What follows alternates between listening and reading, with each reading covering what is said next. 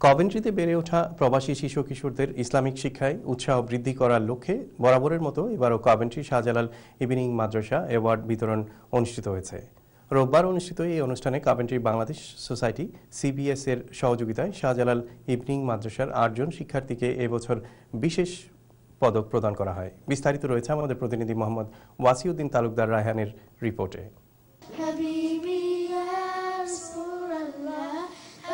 Islamic নাশিদের সুমধুর সুরের ধ্বনিতে ধর্মীয় মুখরিত পরিবেশের মধ্য দিয়ে প্রতিবারের মতো এবারও কভেন্ট্রি শাহজালাল ইভিনিং মাদ্রাসা অ্যাওয়ার্ড সেরেমনি অনুষ্ঠিত হয়।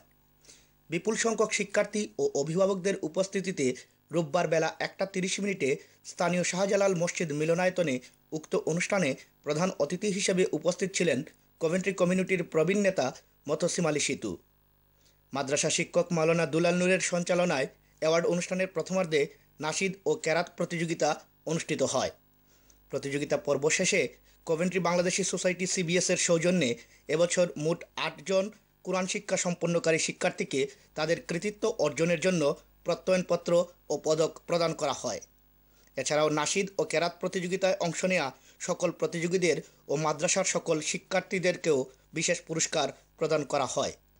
পুরস্কার প্রদান অনুষ্ঠানে CBS secretary Aminur Miah Mizan, BCPS secretary Shahin Ahmed, GMA secretary Abdul Hannan, মাদ্রাসার প্রধান শিক্ষক হাফেজ নুরুল ইসলাম, শিক্ষক কারি আব্দুল কাদির সহ আরও অনেকে উপস্থিত ছিলেন। Wasiuddin Talukdar Raihan, ATN Bangla UK news, Coventry. এবার